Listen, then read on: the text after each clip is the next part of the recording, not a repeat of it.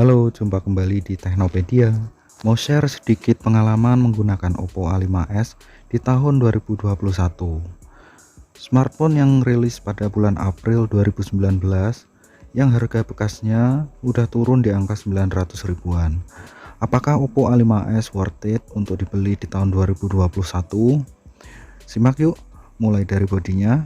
Bodi Oppo A5s memiliki berat mencapai 170 gram dan di bagian depannya telah dilapis dengan Corning Gorilla Glass 3 serta bagian belakangnya masih menggunakan bahan plastik yang belum dilapis dengan Corning Gorilla Glass.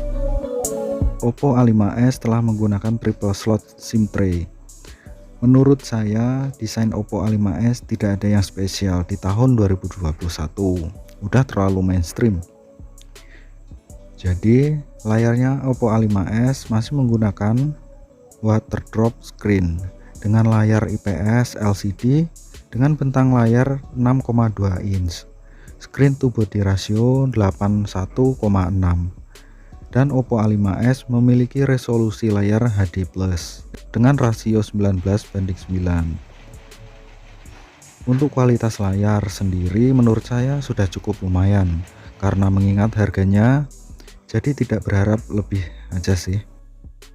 Oppo A5s yang saya bawa ini berjalan di Android Oreo dengan user interface ColorOS versi 5.2.1. Menurut saya user interface-nya cukup mudah digunakan, tapi kurang smooth untuk scrolling. Oppo A5s menggunakan chipset Helio P35 dengan fabrikasi 12 nanometer dengan GPU PowerVR GE8320. Untuk masalah performa, apabila hanya dipakai kegiatan biasa seperti sosmed, browsing, YouTube, dan Instagram, masih aman saja. Dan untuk pemakaian game berat, tidak direkomendasikan ya. Oppo A5s yang saya bawa ini varian RAM 3GB dengan internal 32GB. Menurut saya varian RAM dan internal yang nanggung di tahun ini ya. Apabila internal 32GB masih kurang, maka bisa menambahkan micro SD tanpa mengorbankan slot SIM card karena telah menggunakan triple slot SIM. Pindah ke sektor kamera. Kamera belakang Oppo A5s hanya memiliki dua lensa saja, yaitu lensa utama dengan resolusi 13 megapiksel dengan aperture 2,2 dan terdapat autofocus, dan lensa kedua sebagai depth sensor memiliki resolusi sebesar 2 megapiksel dan aperture 2,4. Untuk perekaman videonya Oppo A5s sudah support Full HD 30 fps. Pindah ke kamera depan.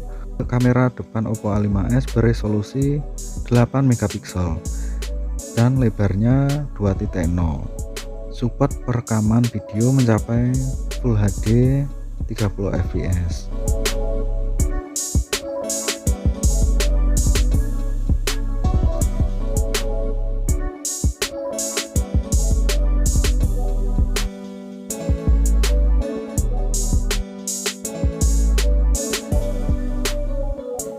Ini rekaman video menggunakan Oppo A5s di resolusi Full HD 30 fps. Kira-kira hasilnya seperti ini. Apakah masih layak dibeli di tahun 2021? Kalian bisa nilai sendiri.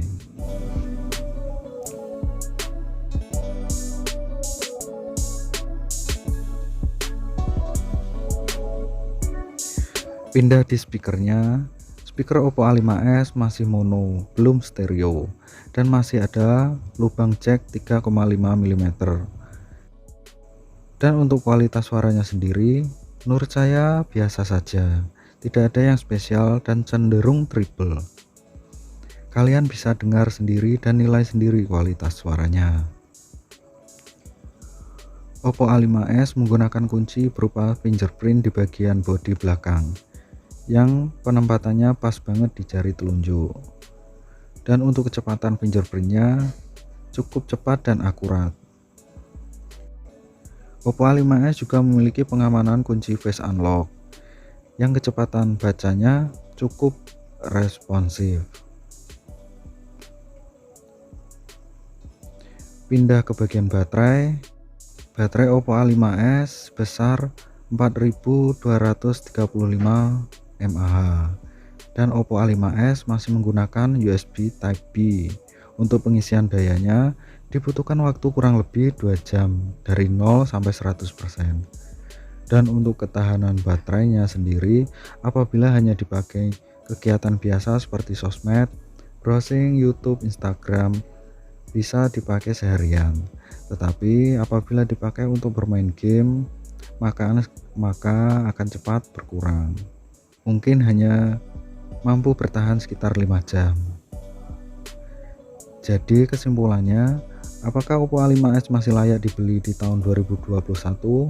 Menurut saya tergantung kebutuhan. Apabila kalian hanya butuh kamera yang bagus, kapasitas baterai yang besar, dan tidak mementingkan kapasitas RAM, internal, serta hanya dipakai kegiatan biasa seperti sosmed, browsing, YouTube, Instagram, TikTok, dan sesekali dipakai bermain game ringan, Oppo A5s masih layak dibeli.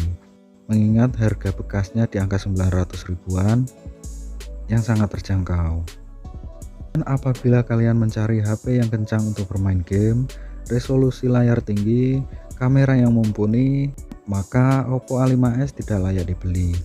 Dan cari opsi lain yang sesuai. Misalnya dengan harga yang sama Anda bisa memilih Sony XZ2 yang harga bekasnya sekitar 900 ribuan juga. Itu saja kesimpulan dari saya. Apabila ada salah-salah kata, salah informasi, beda pendapat, saya minta maaf. Dan apabila channel ini bermanfaat untuk kalian, maka kalian bisa klik tombol like, share, subscribe channel ini. Terima kasih.